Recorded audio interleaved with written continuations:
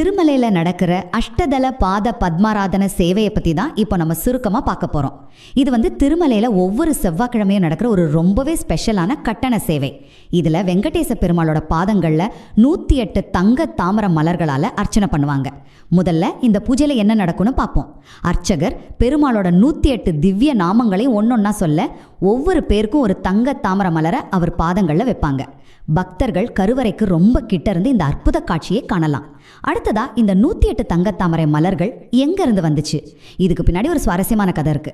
1984 ஒரு இஸ்லாமிய பக்தர் இந்த 108 தங்கத்தாமரை மலர்களையும் பெருமாளுக்கு காணிக்கையா கொடுத்தாரு. அப்போ ஆரம்பிச்ச இந்த சேவைக்கு இன்னைக்கும் அதே மலர்களை தான் பயன்படுத்துறாங்க.